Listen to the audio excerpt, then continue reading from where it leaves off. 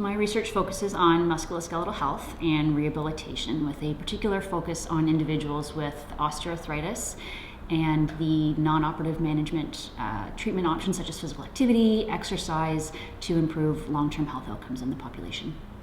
Osteoarthritis has been studied for decades, but its complexity has really limited our ability to find a cure.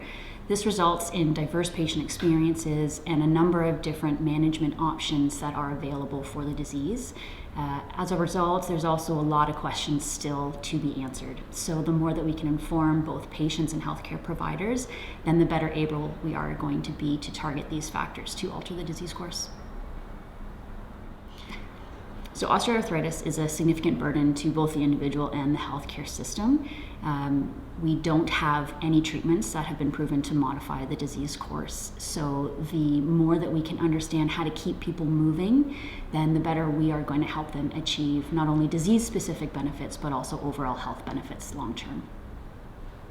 So osteoarthritis is a well-established barrier to mobility, and we know that people that have poor mobility are at higher risk for comorbidities as well as mortality. Surgery to try to improve mobility, we know that those wait lists are quite long. So if we can empower healthcare providers to facilitate non-surgical management options, then that's going to be critical to supporting the evidence for alternative care pathways. So I'm a quantitative researcher, and I use multiple methods to address the clinical relevant questions. So these methods include gait biomechanics to understand how we move.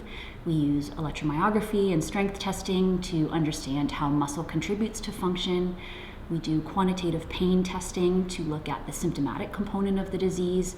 And we also use imaging such as MRI and ultrasound to take a little bit of a different perspective and look at the anatomical factors for disease progression.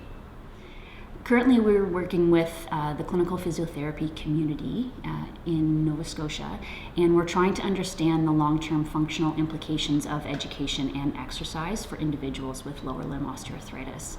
I'm most proud of this work because it has brought together both healthcare providers from Nova Scotia Health as well as private physiotherapy clinics, and this is bridging a new team to hopefully provide important information for both the patient and the clinician. There are three main characteristics that I do try to identify from potential students. The first is evidence of demonstrated motivation for the field that's going to drive their interest throughout the program. The second is responsibility. So meeting deadlines, juggling multiple tasks, achieving milestones, these are all going to enhance your success throughout the training program. And last are strong communication skills. This can be both verbal and nonverbal in-person communication, as well as digital communication such as email. This is going to strengthen the working relationship between both the supervisor and the student. I recommend planning ahead as best you can. It can be really difficult to know what education pathway you want to take early on, but if you can connect with potential supervisors and their current trainees, visit the research spaces, and apply to scholarships early, you really are going to enhance your chances of acceptance into the program. Additionally, it might also open up research opportunities that may get you involved in the lab spaces and in the field of research before you even enter the program. The work we strive to do is clinically relevant for both the patient and healthcare provider communities in Nova Scotia, Atlantic Canada, and all of Canada.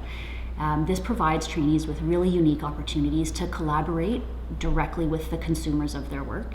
Additionally, because we use multiple methods, the research team consists of individuals from very diverse research backgrounds, which fosters a very collaborative and interesting education experience.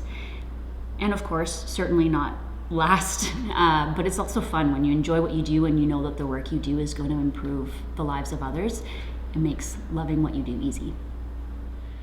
What is or do you have a useless talent? And if you do, what is it? Oh, I do have a useless talent. When I get this is not more I control it, but it's physiological. When I get very full, I sneeze, and it is consistent. That is a useless talent. Yeah. What skill would you most like to learn? I don't know how to skate. So I think skating probably would be a good one. As a pet, would you rather have a tiger or a lion? I'm going to say a tiger only because I can imagine what a lion's mane would shed like. Yeah. Because of your dogs. My dogs, yes. Mountain or beach? Oh, beach, 100%. What emoji do you use most often? Wink face. I don't really know why. All right, last question. What inspires you? I think being satisfied with the choices that I make. I